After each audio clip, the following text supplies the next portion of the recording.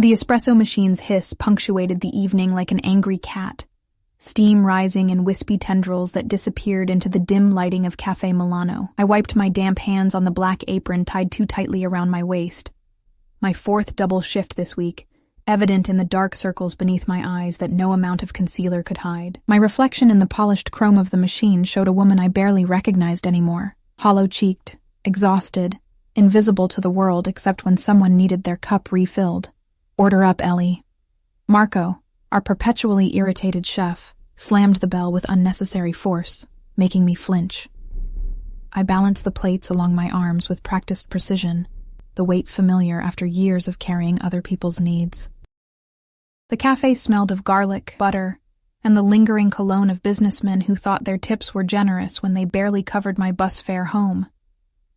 Rain pattered against the windows, turning Chicago's October evening into a watercolor of streetlights and hurried shadows.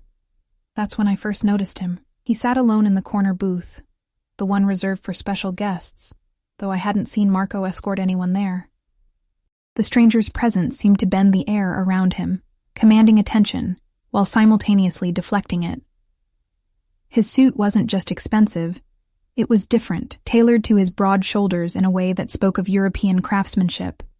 Even from across the room, I could see his hands, strong, deliberate, adorned only with a single gold signet ring that caught the light when he turned the page of a leather-bound notebook. "Table 7's been waiting 15 minutes, hissed Diane, the senior waitress who never let me forget I was one mistake away from unemployment. "Stop daydreaming." I delivered the plates with apologies and forced smiles before approaching the corner booth, my heart inexplicably racing. As I drew closer, I caught his scent. Something woodsy and exclusive, nothing like the department store samples my ex used to douse himself with. "Good evening, sir. Welcome to Cafe Milano." My voice sounded steadier than I felt. "Can I get you something to drink while you look at the menu?" He looked up, and my practiced waitress smile froze. His eyes were amber-flecked, watchful like a predator's, surrounded by laughter lines that suggested warmth his expression didn't currently offer. Beneath perfectly groomed dark hair that showed the barest traces of silver at the temples, his face could have belonged on a Renaissance painting. All sharp angles and perfect proportions. "Barolo," he said, his accent subtle but unmistakably Italian, each syllable deliberate. "Your oldest vintage." I hesitated. "I'm sorry, sir. I'll have to check if we—" "Marco keeps it for special occasions."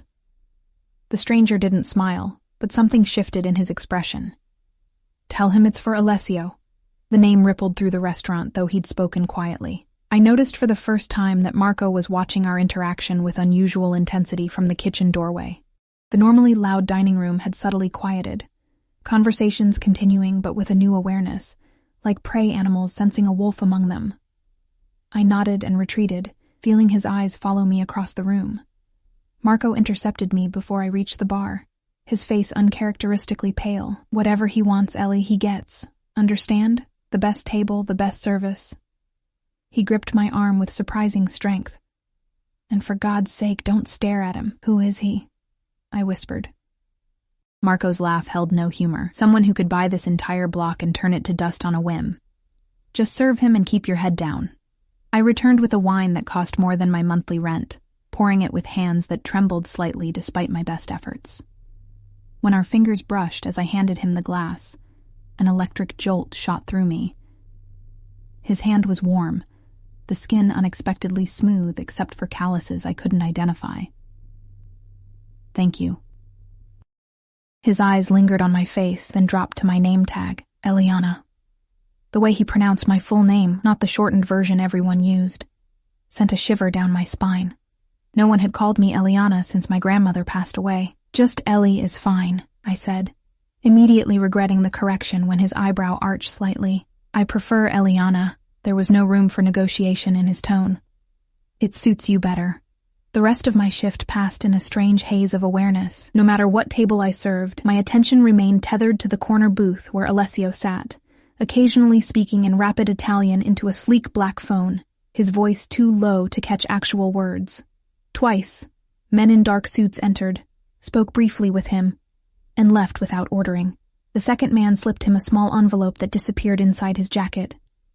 By 11, The restaurant had emptied, except for his table. Marco had already sent the kitchen staff home, but insisted I stay until our mysterious guest decided to leave. I wiped down tables and restocked silverware, hyper-aware of being watched, but not brave enough to meet his gaze directly.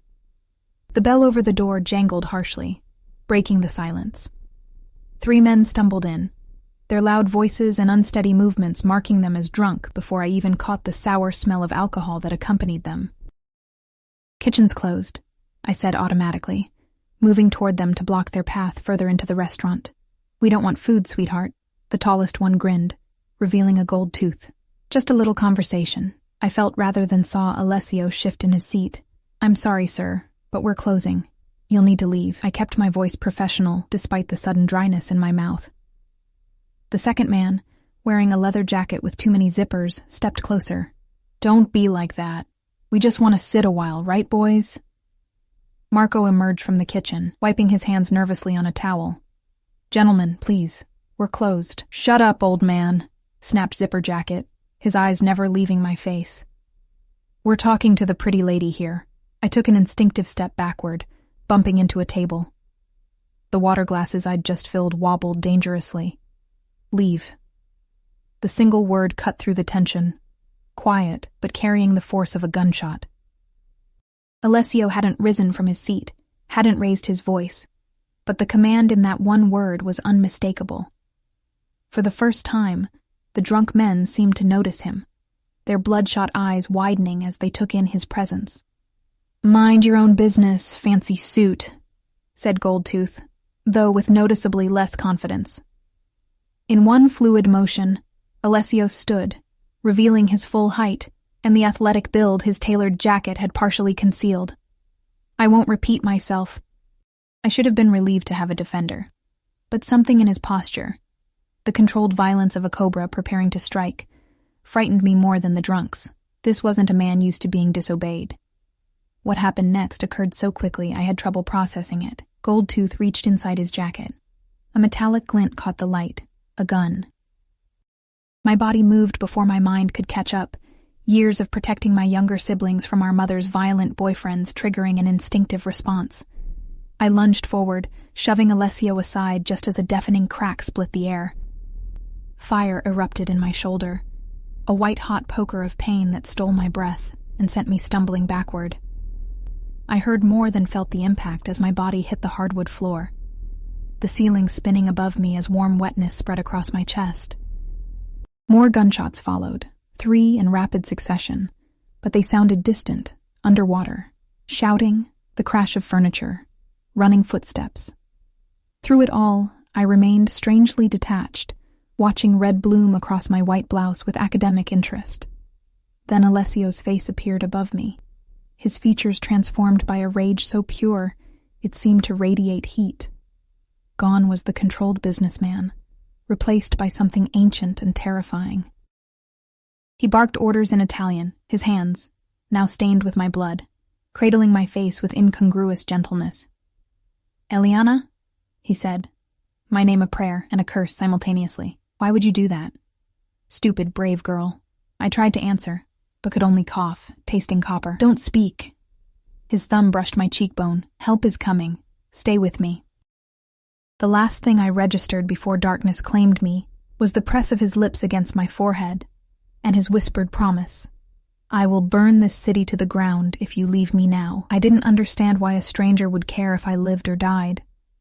I didn't understand the possessive fury in his voice.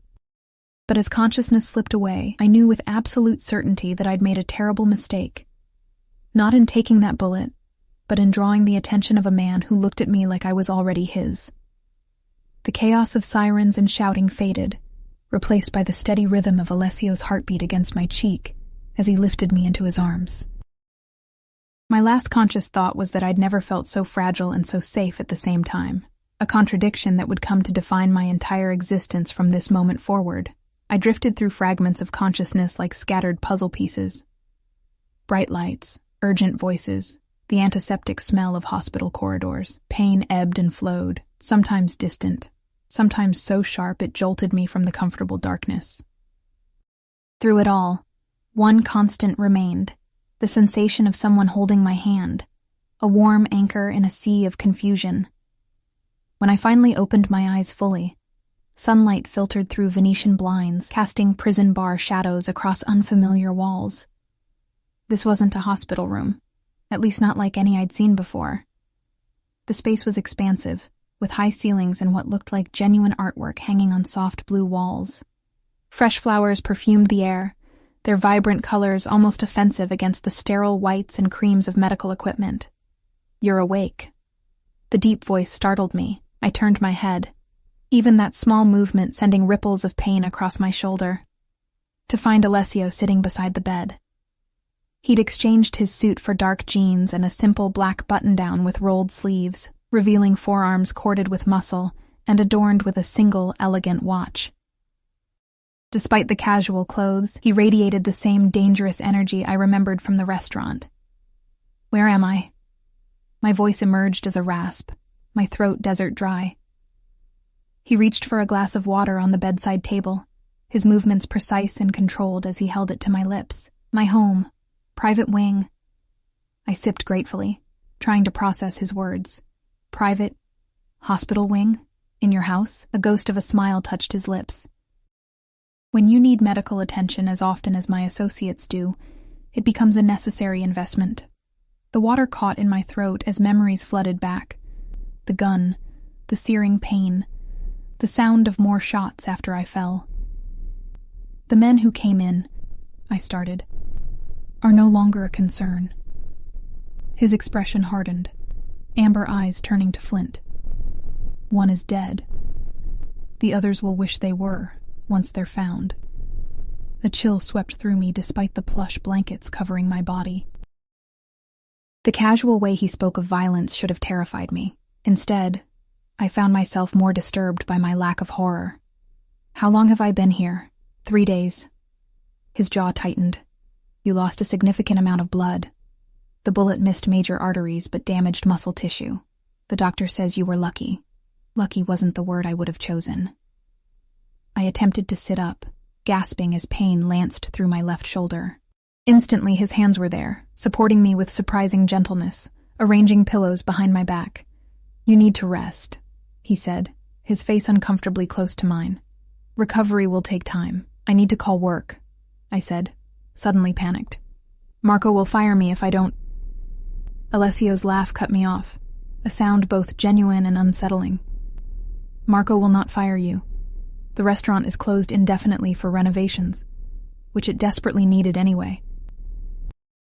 The casual way he spoke of my workplace closing sent another wave of anxiety through me. My job at Cafe Milano barely covered my bills, but it was all I had. "I can't afford to lose that job," I whispered, hating the weakness in my voice. "I have rent due next week and my sister's tuition payment. Your financial concerns are resolved." He said it simply, as though informing me it might rain later. "Your apartment has been paid through the year. Your sister's education is covered. Your mother's medical bills are settled." I stared at him, unable to process what he was saying. How did he even know about my family? About my mother's chronic health problems that had devoured my savings and driven me into debt? "Why would you do that?" My voice trembled between gratitude and suspicion. "You don't know me." Something dangerous flickered in his eyes. "You took a bullet meant for me, Eliana. In my world, that creates a debt that can never truly be repaid." "I didn't know what I was doing," I admitted. "It was instinct. Precisely why it matters." He leaned forward, his gaze intensifying. "Anyone can perform calculated heroics when weighing potential rewards. True character reveals itself in split-second decisions. You protected a stranger at risk to yourself." His hand moved to my face, fingertips tracing my cheekbone with a delicacy that belied their strength. "Do you have any idea how rare that is?" I wanted to look away but found myself trapped in his gaze. Up close, I could see flecks of gold in his irises, the faint scar bisecting his left eyebrow, the day's stubble darkening his jaw. He was older than I'd initially thought, late 30s perhaps, with fine lines etched by experiences I couldn't begin to imagine. A discreet knock at the door broke the moment. Alessio straightened immediately, his expression closing like shutters. "Enter," he called, voice shifting to something harder. A man in a tailored suit stepped in, nodding respectfully to Alessio before his eyes flickered to me with undisguised curiosity. "Sorry to interrupt, boss. Matteo's here with the information you requested." "I'll be right out," Alessio replied, dismissing him with a slight gesture. The man retreated, closing the door silently behind him. "Boss?" I echoed, feeling suddenly small in the large bed. Alessio studied me for a long moment, calculation evident behind his steady gaze. "I think you've realized I'm not simply a restaurant patron, Eliana." "Who are you?" I asked, though I wasn't certain I wanted the answer. He stood, smoothing non-existent wrinkles from his shirt.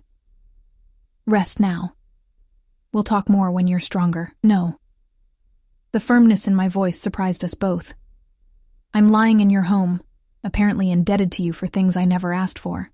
I deserve to know who you are." For a heartbeat, anger flashed across his features, the instinctive reaction of a man unaccustomed to being challenged.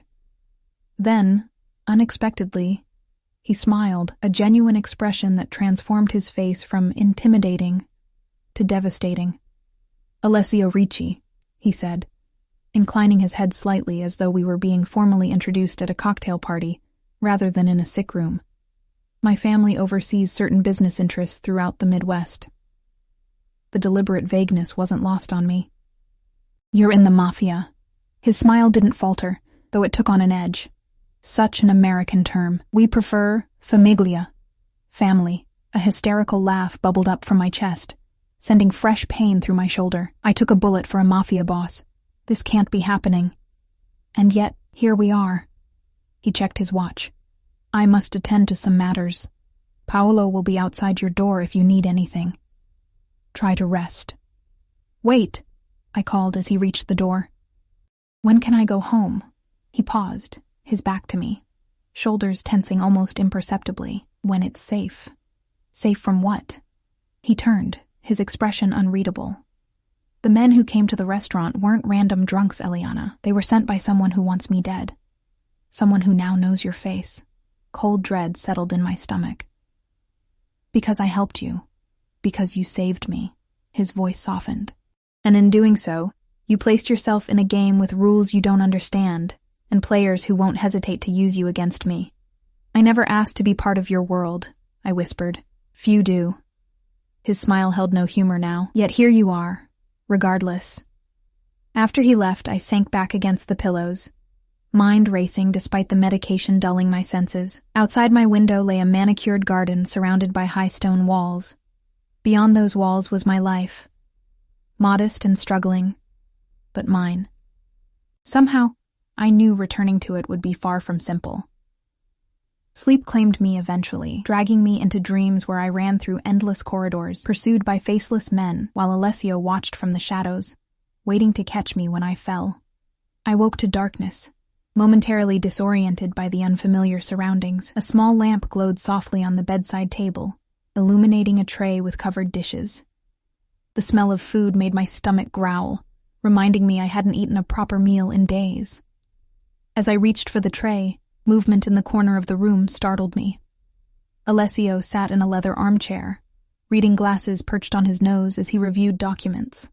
He looked up at my movement, removing the glasses in one smooth motion. "You should eat," he said, nodding toward the tray. "The doctor says you need to regain your strength." "Have you been watching me sleep?" I asked, unsure whether to be disturbed or comforted by his presence. "Not continuously." He set his papers aside. "I have a business to run." "Right, your business." I couldn't keep the sarcasm from my voice as I uncovered a bowl of what appeared to be homemade soup, steam rising in fragrant tendrils. He observed me with that unnerving stillness. "You disapprove. Of organized crime?"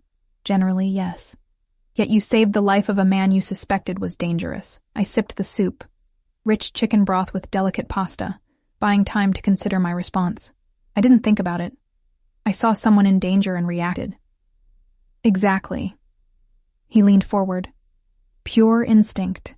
No calculation. It's what makes you exceptional." The intensity in his voice made me uncomfortable. I focused on my soup, avoiding his eyes. "I'm not exceptional. I'm a waitress with a mountain of debt. and a bullet hole in my shoulder. Not anymore. My spoon clattered against the bowl. What does that mean? He stood, moving to the foot of my bed with that predatory grace that seemed to be his default. It means your life as you knew it is over, Eliana. Whether you intended it or not, you've been drawn into my world. I don't want to be in your world, I protested. Few choices remain once you've saved a man like me. His hands gripped the footboard, knuckles whitening slightly. There are protocols, expectations. You're now under my protection, which means you're also under my authority. I'm not yours to command, I said, heart racing at the implied threat beneath his words. Something darkened in his expression.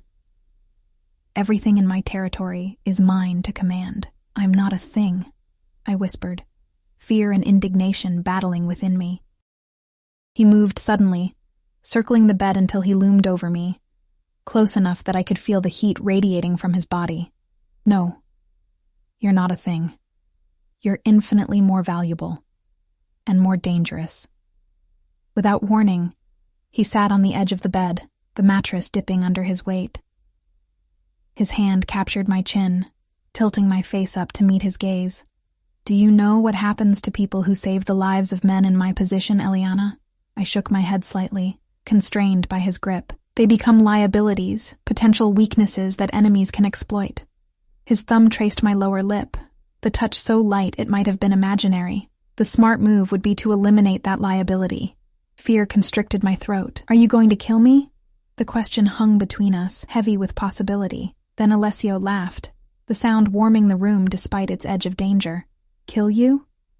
No, little lioness. I'm going to keep you. His hand slid from my chin to cup my cheek, the gesture possessive yet oddly tender. Close to me, where I can ensure your safety, where no one can use you against me, where I can watch over what's mine. I'm not yours, I repeated, though the words sounded hollow, even to my ears. His smile was that of a predator, who knows its prey is already cornered. You became mine the moment you stepped between me and that bullet. The sooner you accept that reality, the easier your adjustment will be. And if I refuse to accept it, I challenged, recklessness born of fear making me brave. His expression softened, thumb brushing away a tear I hadn't realized had fallen. Then we have a problem, Eliana, because while I admire your spirit, I will not risk your safety, or mine, by allowing you to walk away. The gentle touch belied the steel in his words. I was trapped in a golden cage, held by a man whose tenderness was as terrifying as his cruelty might be. Get some rest, he murmured, rising from the bed. Tomorrow, when you're stronger, we'll discuss your new position. Position? I echoed. He paused at the door, silhouetted against the hallway light. Everyone in my household serves a purpose, Eliana. Even you. As the door closed behind him, I realized I had exchanged one form of servitude for another, from waitress to whatever Alessio Ricci decided I would become. The difference was that at Cafe Milano, I could quit. Something told me that walking away from Alessio wouldn't be nearly so simple. Morning arrived with a gentle knock and the entrance of a slender woman in a crisp uniform, carrying fresh towels and a garment bag. Good morning, Miss Eliana. I am Sofia, she said, her Italian accent more pronounced than Alessio's. Mr. Ricci asked me to help you prepare for the day. Prepare for what? I asked, struggling to sit up. Sofia smiled, though it didn't quite reach her eyes. Mr. Ricci wishes to introduce you to the household staff this afternoon. He thought you might appreciate assistance with bathing, given your injury. The thought of meeting staff, while looking like a hospital patient, made me grimace. I nodded gratefully, allowing Sofia to help me from the bed. My legs trembled, weak from disuse, and my shoulder throbbed despite the medication coursing through my system.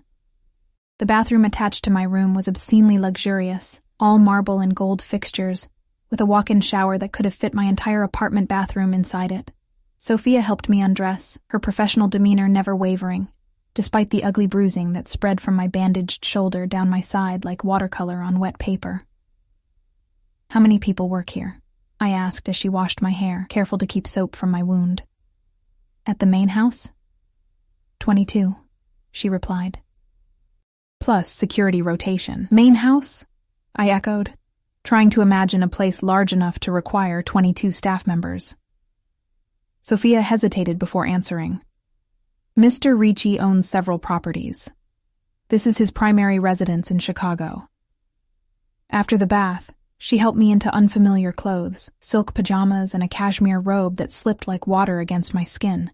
The garments fit perfectly, raising uncomfortable questions about how Alessio knew my size. These aren't mine, I said. Mr. Ricci had them delivered yesterday. Sophia brushed my hair with gentle strokes. He's very attentive to details. The way she said it suggested this attentiveness wasn't always directed toward clothing. I swallowed my next question, unsure I wanted the answer. Sophia led me not back to bed, but to a chaise lounge positioned by the window where sunlight illuminated a beautiful garden beyond. The grounds extended far beyond what I'd glimpsed yesterday, with manicured lawns giving way to what appeared to be a small orchard in the distance. Would you like breakfast now? Sophia asked, arranging pillows to support my injured side. My stomach growled in response. Yes, please. She returned minutes later with a tray of pastries, fresh fruit, and coffee that smelled divine. As I ate, I caught sight of movement in the garden below. Alessio, dressed in athletic clothes, sparring with a younger man on a gravel terrace. Even from a distance, the controlled power in his movements was mesmerizing. He moved like someone who had spent a lifetime learning how to hurt people efficiently. He trains every morning, Sophia said, following my gaze. No matter where in the world he is. Who is he fighting with? Marco, his nephew and head of security, as she paused. Something like warning in her tone. Mr. Ricci is very protective of his family.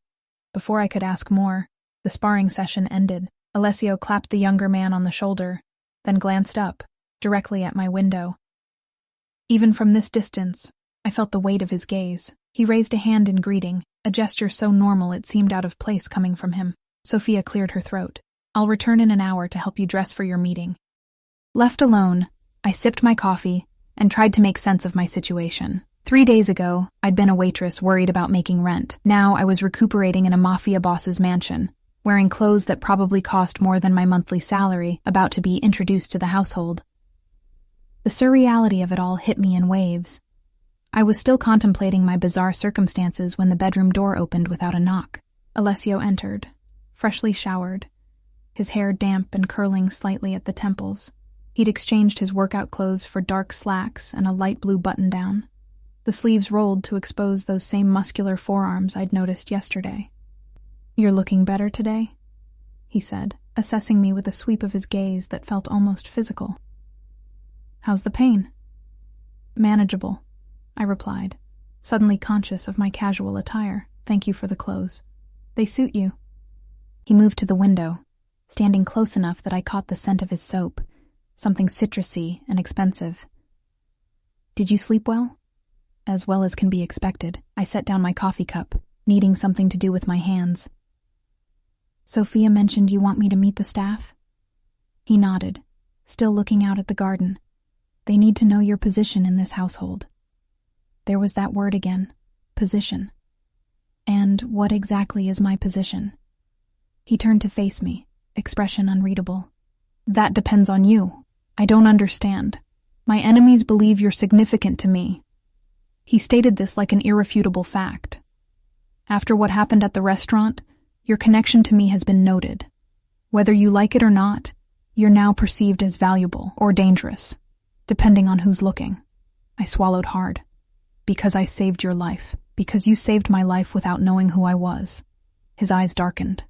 If you had known, your actions could be interpreted as serving your own interests, but you didn't know. You acted purely to protect another human being, at great risk to yourself. He moved closer, his presence overwhelming in the confined space. Such selflessness is rare in my world. It makes you both precious and a target. I don't want to be either, I whispered. What you want ceased to matter the moment that bullet entered your shoulder. His voice remained gentle despite the harshness of his words. Now, we must deal with what is. And what is that exactly? I asked, unable to keep frustration from my voice. You have 3 options. He counted them off on his fingers. 1. You join my household in an official capacity, perhaps as my personal assistant. You would have protection, comfort, and my resources at your disposal. What would I have to do as your assistant? I couldn't keep suspicion from my tone. A ghost of a smile touched his lips. Nothing inappropriate, Eliana. I don't force women into my bed. Heat flooded my cheeks. I didn't mean— You did, he interrupted. And it's a fair concern. But I'm a businessman, not a monster. My assistant manages my schedule, handles correspondence, accompanies me to certain functions. It's a position of trust. And the second option? I asked, eager to change the subject. You leave. His expression hardened. With a new identity, in a new city, under my distant protection. You'd never return to Chicago or contact your family again. My heart stuttered. That's not an option. My sister needs me. My mother would be provided for, he finished. But you'd never see them again. It's the only way to ensure their safety as well as yours. Panic clawed at my throat. You said there were 3 options. Something dangerous flashed in his eyes. The third option isn't really an option at all. If you refuse the first 2, if you attempt to return to your old life without precautions, my enemies will find you. They will use you to get to me, and they will not be kind.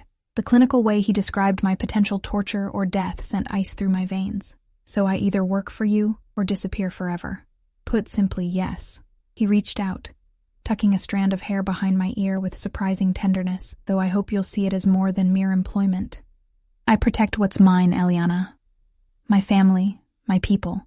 Those under my care want for nothing. Except freedom, I said quietly. His hand lingered near my face. Freedom is an illusion. We're all bound by something. Poverty, obligation, fear. I'm merely offering golden chains instead of iron ones. Before I could respond, another knock sounded at the door. Alessio stepped back, calling permission to enter. Sophia appeared, arms laden with clothing. Everything is ready downstairs, Mr. Ricci. Thank you, Sophia. He turned back to me. I'll leave you to dress. Join me in the study when you're ready. Sophia will show you the way. After he left, Sophia laid out the clothes on my bed. A simple but elegant navy blue dress, soft leather flats, and delicate underwear that still had price tags attached, all in my exact size. He had these delivered from Neiman Marcus yesterday, she explained, helping me out of the robe. Mr. Ricci said you would prefer something comfortable but appropriate. The fact that he'd thought about what I might prefer was oddly touching, despite the circumstances. Sophia helped me dress, careful of my injured shoulder, then guided me through a maze of hallways that confirmed the enormous scale of the house. We passed artwork that belonged in museums, antique furniture that whispered of old money, and security cameras disguised as architectural elements. The 2 guards we encountered nodded respectfully as we passed, their eyes cataloging me with professional assessment. Sophia stopped before a heavy wooden door, knocked once, then opened it without waiting for a response. Miss Eliana, sir. The study was a testament to masculine luxury. Leather furniture, dark wood paneling, and walls lined with books that appeared well-read rather than decorative. Alessio stood at a large desk, conversing quietly with 3 men who turned to stare as I entered. Thank you, Sophia, Alessio said, dismissing her with a nod before approaching me. Eliana, I'd like you to meet some of my associates. The introductions passed in a blur. Marco, the nephew I'd seen sparring earlier, Antonio, an older man whose silver hair and expensive suit exuded authority, and Vincent, whose American accent stood out among the Italian voices. All 3 men examined me with barely concealed curiosity. Gentlemen, Alessio said once the formalities concluded, Eliana will be joining my household as my personal assistant. She is to be afforded every courtesy and protection. Is that understood? The men murmured agreement, though I caught the significant look that passed between Antonio and Vincent. Sir, Antonio ventured, perhaps we should discuss the Rossi matter before. Later. Alessio cut him off, his tone brooking no argument. For now, I'd like a moment alone with Eliana. The men filed out, Marco pausing to squeeze Alessio's shoulder in what seemed a gesture of support or warning. When the door closed behind them, Alessio gestured toward a leather sofa. Please sit. You shouldn't be on your feet too long. I sank into the soft leather, overwhelmed by the morning's events. I don't recall agreeing to be your assistant. He poured 2 glasses of water from a crystal decanter, handing me one before sitting opposite me. Would you prefer I introduced you as my hostage? Despite everything, a startled laugh escaped me. Is that humor, Mr. Ricci? Alessio, he corrected, a smile softening his features. And yes, contrary to popular belief, men in my position occasionally appreciate irony. I sipped my water, buying time. You announced my position without consulting me. A necessary formality. He leaned forward, elbows on knees. My organization operates on clear hierarchies. Ambiguity creates vulnerability. By establishing your role, I've placed you under my direct protection, which means anyone who harms you answers to me personally. The implication hung between us, and if I still want to leave, then say so, and arrangements will be made. His expression remained neutral, but something in his eyes tightened, though I hope you'll give this arrangement a chance. Why? I asked, genuinely curious. You could have any assistant you wanted. Why keep a waitress with no qualifications who knows nothing about your world? He studied me for a long moment, as though deciding how much to reveal. Several reasons. First, practicality. You've already seen too much.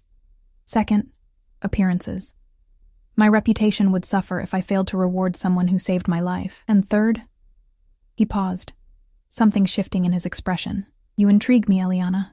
Your selflessness, your courage, these are rare qualities. His candor surprised me. That's it? I'm an interesting specimen to study? No. He set down his glass with deliberate care. You're also a beautiful woman who looked at me without fear or calculation, at least initially. Do you know how rarely that happens in my position? Heat crept up my neck at his directness. I'm afraid of you now. Are you? He raised an eyebrow. Or are you afraid of your circumstances? The distinction felt important somehow. Before I could formulate a response, a discreet knock interrupted us. Come, Alessio called. Marco entered, his expression grim. Sorry to interrupt, Uncle. There's a situation that requires immediate attention.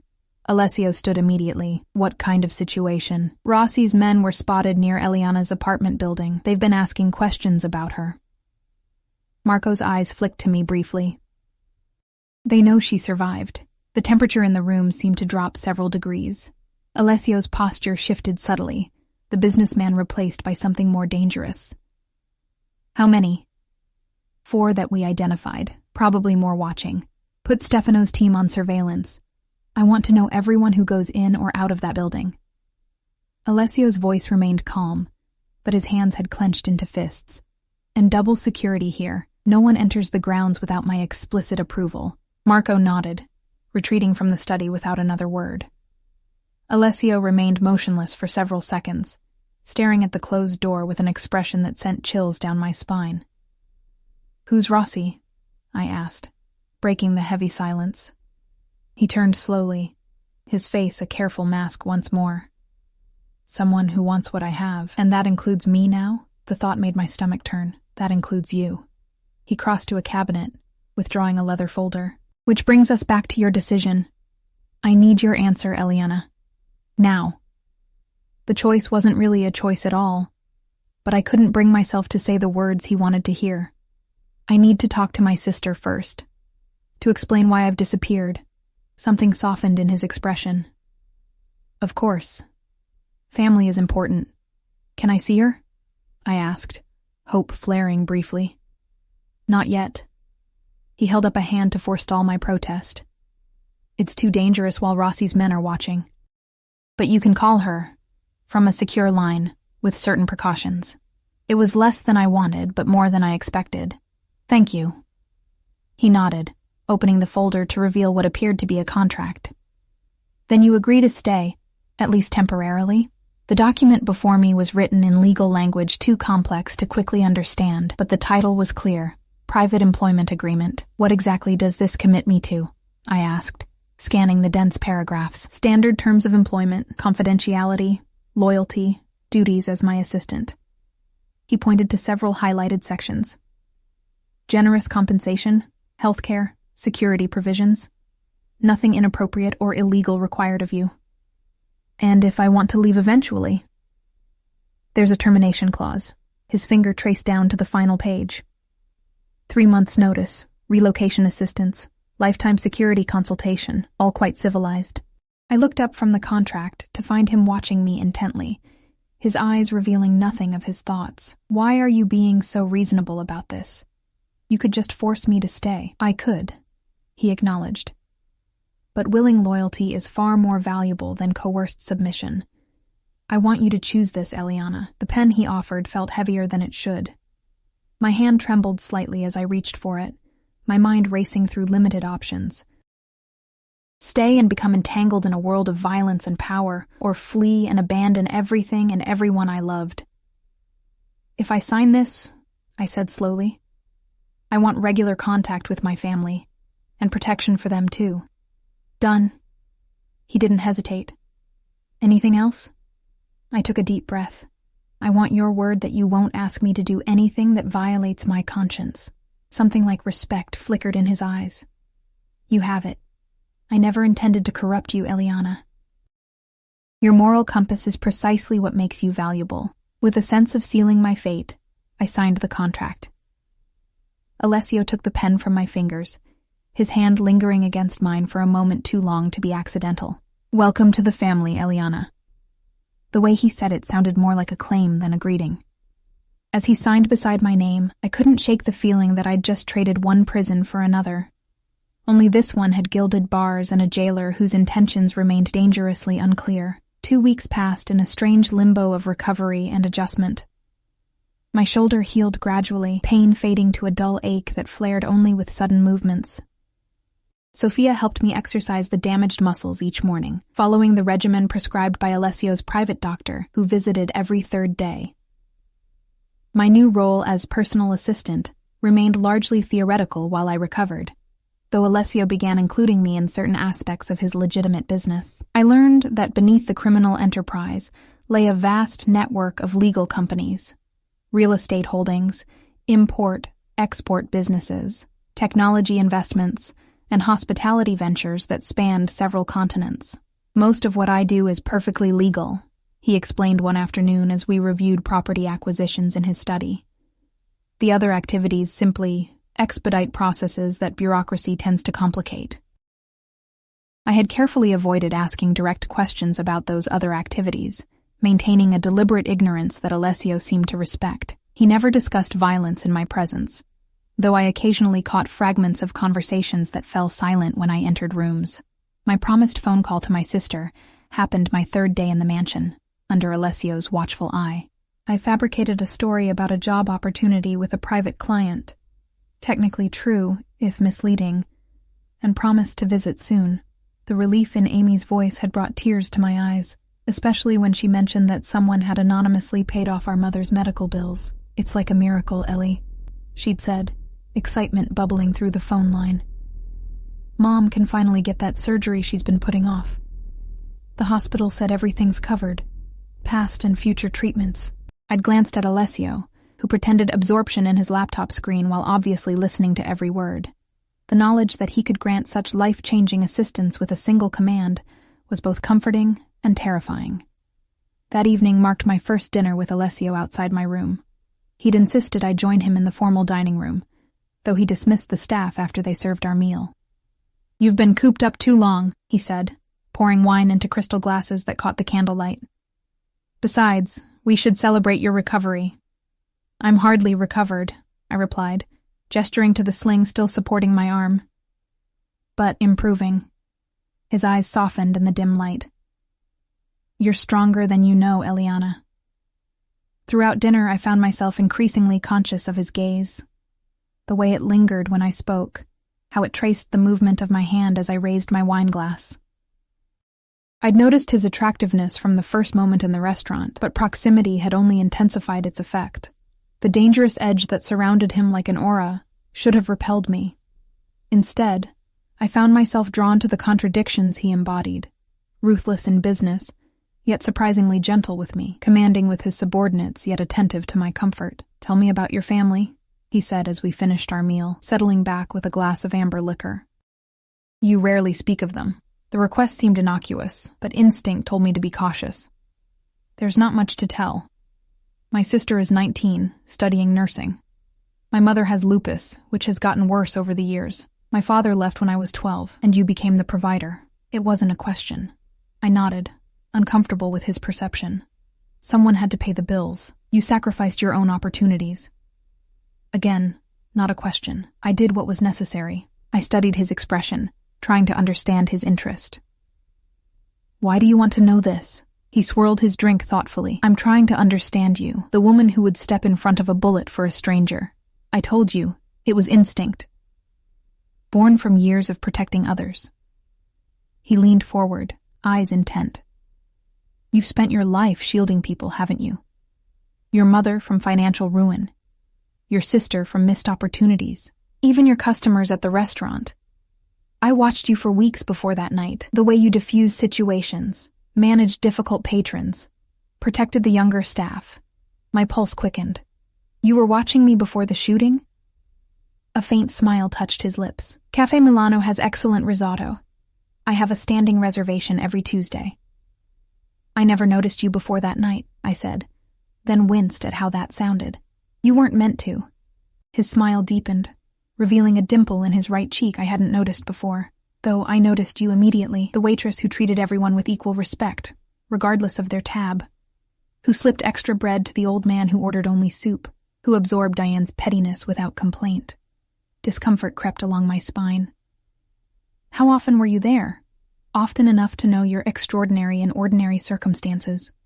He set down his glass with careful precision. Which makes me wonder how extraordinary you might be in extraordinary circumstances. Before I could respond to this unsettling observation, the dining room door opened. Marco entered, his expression tense.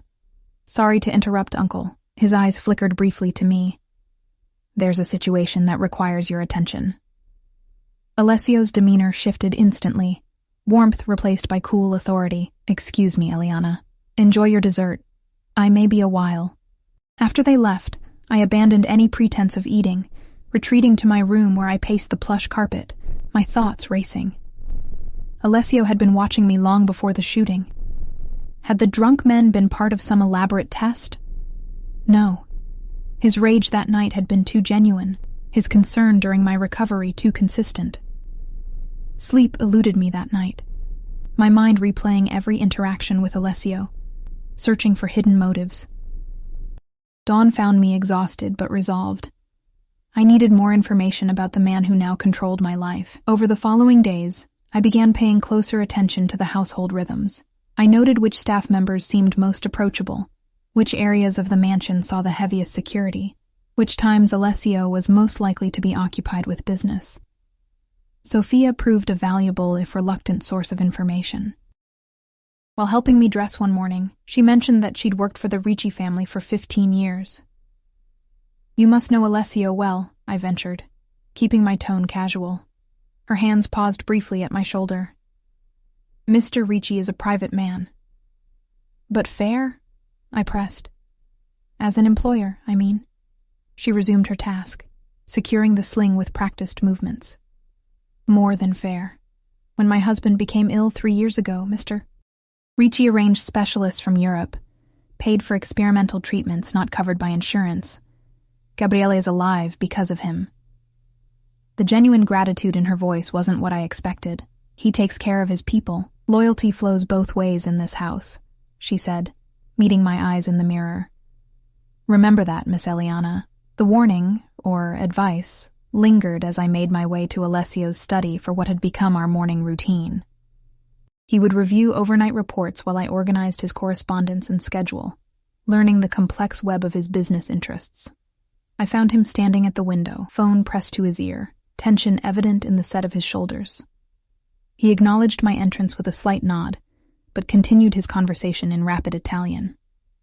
Though I couldn't understand the words, the cold anger in his tone required no translation. When he finally ended the call, he remained silent for several moments, staring out at the garden. Is everything all right? I asked, setting my tablet on his desk. Rossi's men made another attempt to access your apartment yesterday. His voice was eerily calm. They were dissuaded by my security team. A chill ran through me. What does that mean? He turned, his expression carefully neutral. It means the situation is escalating. Rossi senses weakness. Because of me. The realization settled like lead in my stomach. Not because of you, he corrected sharply.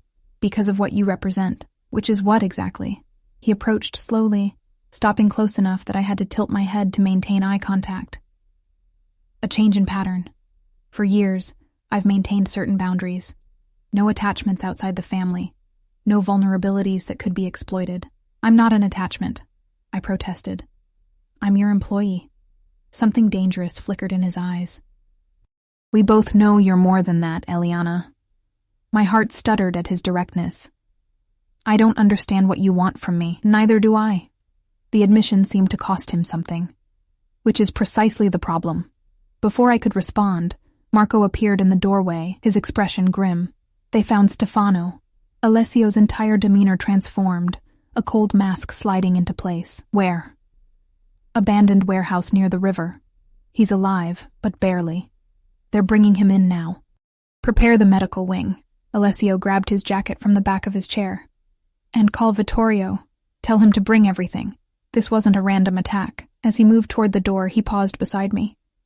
Stay in your room until I come for you. Lock the door. Open it only for Sophia or myself. What's happening? I asked, fear closing my throat. His hand brushed my cheek briefly. Nothing you need to concern yourself with. Just stay safe. After he left, I returned to my room as instructed, but anxiety made confinement unbearable. Hours passed with no word. Twice I heard hurried footsteps in the corridor, urgent voices speaking in Italian.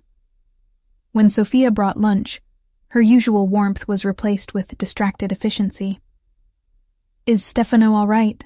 I asked as she turned to leave. She paused, conflict evident in her expression. The doctors are with him. Who is he? I pressed. Why would someone hurt him? Sophia glanced at the door, then lowered her voice. He was watching your apartment building. One of Mr. Ricci's most trusted security men. The implication hit like a physical blow. Someone hurt him because of me? Not because of you, she echoed Alessio's earlier words. Because of his loyalty to Mr. Ricci. After she left, guilt and fear warred within me. A man was fighting for his life, because he'd been protecting me.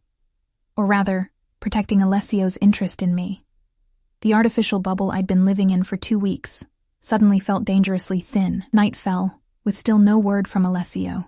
I dozed fitfully in a chair by the window, startling awake at every distant sound. Near midnight, my door opened without a knock. Alessio stood in the threshold, his appearance shocking after the polished businessman I'd grown accustomed to. His shirt was wrinkled, sleeves rolled to reveal forearms smudged with what looked disturbingly like dried blood. His jaw darkened with stubble, and his eyes held a coldness that made me shrink back involuntarily. You should be sleeping, he said, his voice rough with exhaustion. Is Stefano alive? I asked, rising from the chair. Something shifted in his expression. Yes, he'll recover, eventually. Relief flooded me, followed immediately by fresh fear at the implications of eventually. What happened to him? Alessio closed the door, moving to pour himself a drink from the crystal decanter kept on my sideboard. Nothing you need to know about. I think I do need to know, I insisted.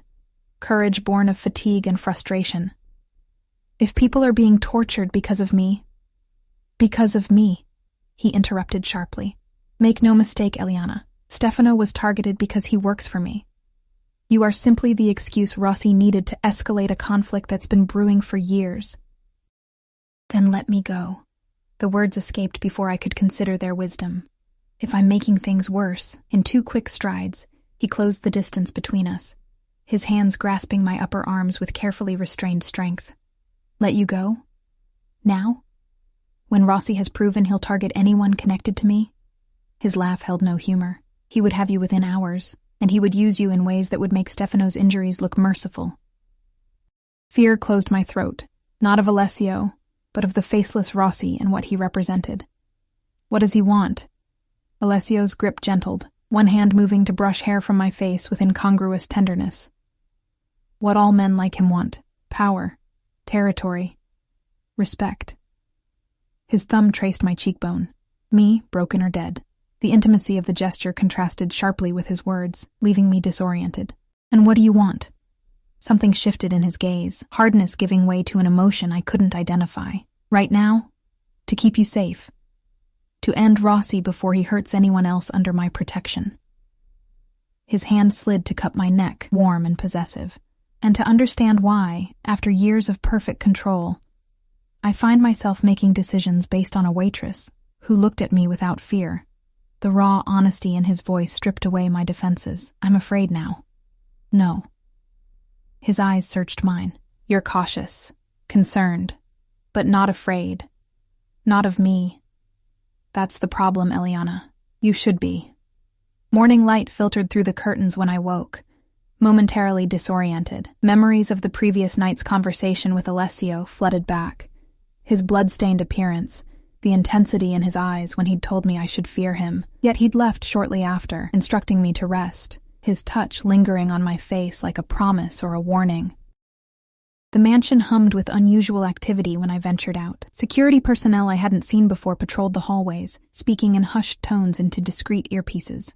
In the kitchen, staff worked with nervous efficiency, barely acknowledging my presence as I helped myself to coffee. "Mr. Ricci requests your presence in his office," said a voice behind me, startling me into nearly spilling my drink. I turned to find Marco watching me with that same assessing gaze he always used, somewhere between suspicion and curiosity. Unlike his uncle, Marco made no effort to disguise his dangerous nature. The gun holstered beneath his tailored jacket was clearly visible as he gestured for me to follow him. "Is everything all right?" I asked, as we walked the long corridor toward Alessio's wing of the house. Marco's sideways glance revealed nothing. "My uncle will explain." Alessio's office differed from his study. Less comfortable, more functional. Maps covered one wall, computer screens another. When we entered, he was standing at a large table with several men I recognized from previous introductions, all bent over what appeared to be blueprints. He looked up, and I was struck by the transformation from last night. Gone was the disheveled, blood-stained man with haunted eyes. This Alessio wore an impeccably tailored suit, his hair perfectly styled, his expression controlled and commanding. Only the faint shadows beneath his eyes hinted at a sleepless night. "Eliana," he acknowledged, straightening. "Thank you for coming." The other men stepped back, exchanging glances I couldn't interpret. One by one they filed out at Alessio's slight nod, until only Marco remained. "What's happening?" I asked, unable to contain my unease any longer. Alessio's expression softened fractionally. "Circumstances have changed. We need to move you to a more secure location temporarily." "Move me?" Panic fluttered in my chest. "Where? For how long?" "My estate in Lake Como," he replied, his tone suggesting this should reassure me. "It's remote, heavily secured, and unknown to most outside my immediate circle." "Italy?" I whispered, the reality of my situation crashing down like a physical weight. "I can't go to Italy." "My family will be protected," he cut in smoothly. "I've already arranged for your mother and sister to be relocated to a private medical facility in Arizona. They believe it's part of an expanded healthcare program through your mother's insurance." The casual way he spoke of manipulating my family's lives sent anger surging through me. "You had no right to make these decisions without consulting me." "I had every right," he countered, voice hardening. "Your contract gives me full authority over security measures affecting you and your family, and after what happened to Stefano, timing became critical." Marco shifted uncomfortably, drawing my attention. "What aren't you telling me?" Alessio and his nephew exchanged a look laden with unspoken communication. After a moment, Alessio nodded. "Rossi's men left a message with Stefano," Marco explained, his voice clinical. "Photos of your sister on campus, your mother outside her doctor's office. They know exactly who matters to you." The room tilted sickeningly. "They're going to hurt my family to get to me?" "To get to me," Alessio corrected, moving around the table to stand before me. "You are my perceived weakness. By threatening you and those you love, Rossi believes he can control me. Can he?" The question escaped before I could reconsider. Something dangerous flashed in Alessio's eyes. He certainly thinks so. The implication hung between us, heavy with meaning I wasn't sure I wanted to understand. Marco cleared his throat. The jet is ready whenever you are, Uncle. Security is in position at both locations. Alessio nodded. Give us a moment. After Marco left, silence stretched between us. I hugged my arms across my chest, suddenly cold despite the room's comfortable temperature. How long will we be gone? I finally asked, resignation coloring my voice. Until it's safe to return, he replied, which wasn't an answer at all. And when will that be? His expression hardened. When Rossi is no longer a threat. The clinical way he referenced eliminating another human being should have horrified me. Instead, I found myself wondering what it said about my own morality, that I felt only relief at the implied violence. I need to pack, I said, avoiding the ethical quagmire our conversation threatened to become. Sophia has prepared everything you'll need. He stepped closer, his voice softening. I understand this is difficult, Eliana, but I promise you, your family will be safe. You will be safe. But you won't be, I said, the realization dawning as I studied his face. You're sending me away while you deal with Rossi. A ghost of a smile touched his lips. I'm sending you away because your presence clouds my judgment, and I need perfect clarity for what comes next. Before I could respond, he reached for my hand, his touch surprisingly gentle as he placed a small object in my palm. I looked down to find a delicate gold ring with a small ruby set in an antique filigree setting. What is this? I asked, confused by the seemingly random gift. Protection, he replied. Everyone in my inner circle wears a symbol of their connection to me. It identifies you as untouchable to those who understand the significance. I stared at the ring, understanding dawning. This marks me as your possession. As under my protection, he corrected, though his eyes told a different story. Wear it always, especially in Italy. The weight of the ring felt disproportionate to its physical size as I slipped it onto my right hand. It fit perfectly, of course. Alessio left nothing to chance. The car is waiting, he said, stepping back. Marco will accompany you to the airfield. You're not coming. I hadn't expected the sharp disappointment that accompanied the question. I'll join you in a few days, he replied, his expression carefully neutral. Business requires my presence here a little longer. The business of eliminating Rossi, I understood without him saying it explicitly. I nodded, suddenly unsure what to say in what could be our final moments if things went wrong. Alessio solved the dilemma by closing the distance between us, his hand rising to cup my face with that now familiar possessive gentleness. Be safe, Eliana. Trust no one but Marco and the staff you recognize from here. Before I could respond, he leaned forward and pressed his lips to my forehead, a benediction and a claiming all at once. The gesture left me breathless, confused by the conflicting emotions it triggered. I'll see you in Como, he murmured against my skin, then stepped back, his professional mask sliding seamlessly back into place. Marco appeared at the door as if summoned telepathically, and just like that, I was whisked away. From Chicago, from my family, from everything familiar, into a world where I existed solely as an extension of Alessio Ricci's will. The journey passed in a blur of private terminals, luxury transportation, and deferential staff who never quite met my eyes. Marco remained a constant, silent shadow, his vigilance never wavering even on the private jet where we were alone, except for the crew. It was only as we approached the Italian estate, a spectacular villa perched above Lake Como's crystalline waters, that Marco finally spoke more than essential directions. He's never brought anyone here, he said, watching my reaction as the car wound up the cypress-lined drive, not in the 5 years since he acquired it. I turned from the window to study his face. Why are you telling me this? Marco's expression remained carefully neutral. Because you should understand the position you occupy in his life, for better or worse. Which do you think it is? I asked, genuinely curious about his assessment. A ghost of a smile touched his lips, so reminiscent of his uncle that it startled me. That depends entirely on what happens next. The villa proved even more spectacular inside than out, a seamless blend of historic architecture and modern luxury. A small staff greeted us, all speaking English for my benefit, all wearing small indicators of their allegiance to Alessio. Pins, rings, or pendants similar to but distinct from mine. Sophia appeared from within, her familiar face a welcome sight amidst so much strangeness. "Miss Eliana, welcome. I'll show you to your rooms." The suite prepared for me overlooked the lake, with a private terrace and sumptuous furnishings that somehow perfectly matched my taste, despite never having discussed such preferences. My clothes, a mix of familiar items from my apartment and new pieces in the same style, had been unpacked and arranged in a walk-in closet larger than my entire bedroom in Chicago. "There's a phone on the nightstand," Sophia explained as she showed me around. "It connects only to the house and to Mr. Ricci's secure line. For your safety, please don't try to use any other communication devices while you're here." The gentle reminder of my gilded cage didn't escape me. "How long has Alessio owned this place?" 5 years, she replied, confirming Marco's earlier comment. "He comes here when he needs solitude.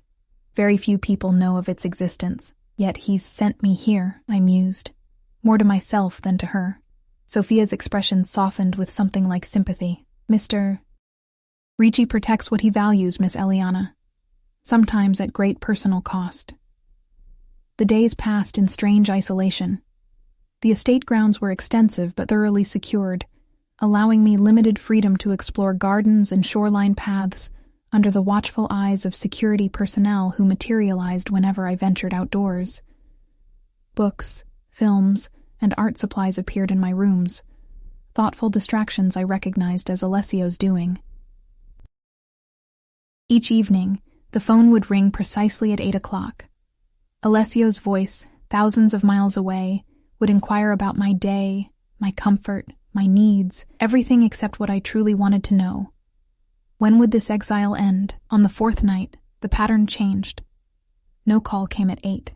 By 10, anxiety had me pacing the terrace, imagination conjuring increasingly terrible scenarios involving Rossi and Alessio's fate. Just after midnight, as I finally prepared for bed with resignation, a commotion outside drew me to the window. Headlights swept the driveway as several vehicles approached. Security personnel materialized from the darkness, positions alert but not alarmed, suggesting expected arrivals rather than threats. I slipped on a robe over my nightgown and ventured into the hallway, drawn by voices speaking rapid Italian downstairs. Sophia appeared from her quarters, hair disheveled from sleep. "Return to your room, Miss Eliana," she urged, her expression tense. "Please." "Is it Alessio?" I asked, already knowing the answer.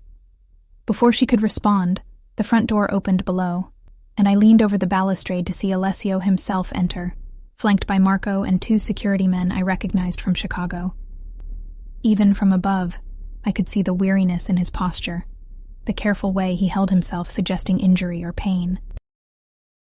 He looked up, as though sensing my presence, our eyes meeting across the distance. Something in his expression shifted, hardness giving way to something softer, more vulnerable. Without a word to his companions, he moved toward the stairs. Sophia discreetly disappeared as Alessio reached the landing, leaving us alone in the dimly lit hallway. Up close, the evidence of what he'd been doing was unmistakable.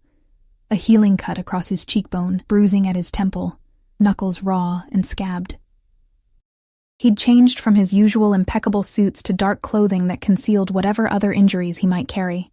"You should be sleeping," he said, echoing his words from nights ago in Chicago. "Is it over?" I asked, ignoring his gentle rebuke. A ghost of a smile touched his lips. "Yes." That single syllable contained multitudes. Finality, victory, cost. I didn't ask for details, uncertain whether my reluctance stemmed from moral qualms or self-preservation. "Were you hurt?" I reached toward the cut on his face, stopping just short of touching him. "Nothing serious." He captured my hand, his thumb brushing over the ruby ring he'd given me. "You're still wearing it. You told me to," I reminded him. Something shifted in his expression. "And do you always do as you're told, Eliana?" "Rarely," I admitted. "But this seemed important to you." It was. His voice softened as he tugged gently on my hand, drawing me closer. It means more than you know to see it on your finger. We stood in silence, the weight of unspoken words hanging between us. So much had changed in the weeks since that night at Cafe Milano. I had changed, my understanding of the world and my place in it transformed by proximity to this dangerous, complicated man. What happens now? I finally asked, the question encompassing far more than our immediate future. Alessio's free hand rose to cut my face, thumb tracing my cheekbone in that now familiar gesture. Now we have choices, Eliana. Real ones, not forced by circumstance or threat. What choices? I whispered, pulse quickening under his touch. You can return to Chicago, to a life not unlike your old one, but with my protection ensuring your comfort and safety from a distance. His eyes held mine, searching. Or you can stay, with me. Not as my employee or my ward, but as something more. The offer hung between us, tempting and terrifying in equal measure. And if I choose to go back, then I'll respect your decision. The words clearly cost him, belied by the tightening of his fingers against mine. Though I would hope you might permit me to visit occasionally. And if I stay? I asked, already knowing my decision but needing to understand what it meant. Instead of answering with words, he closed the remaining distance between us. His lips found mine with gentle pressure that quickly gave way to something more demanding as my response encouraged him. The kiss deepened, his arms drawing me against him with careful attention to his injuries, yet unmistakable possession. When we finally parted, both breathless, he pressed his forehead to mine. If you stay, you accept all of me, Eliana, the businessman and the monster. I won't pretend to be something I'm not. I don't want pretense, I whispered, fingers tracing the line of his jaw. I want truth between us, even when it's difficult. His smile transformed his face, years falling away as relief and something dangerously close to joy replaced the guarded control I'd grown accustomed to. Then stay, choose me, knowing exactly who and what I am. In that moment, standing in the hushed hallway of a villa overlooking moonlit waters, I made my choice, not from fear or obligation, but from the recognition of something rare and precious forming between us, a connection forged in violence and danger, yet evolving into something that might, with care and honesty, become love. I choose you, I said simply. All of you. His arms tightened around me, the embrace of a man who had faced death and returned victorious to claim what he considered his. As his lips found mine once more, I understood that in saving Alessio Ricci that night in the restaurant, I had not lost my freedom. I had found a different kind, one where protection and possession, danger and devotion, existed in perfect, complicated balance.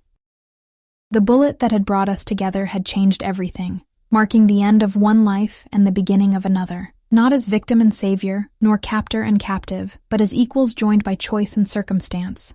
A waitress and a mafia boss, finding in each other the missing pieces neither knew they sought until fate intervened with gunpowder and blood.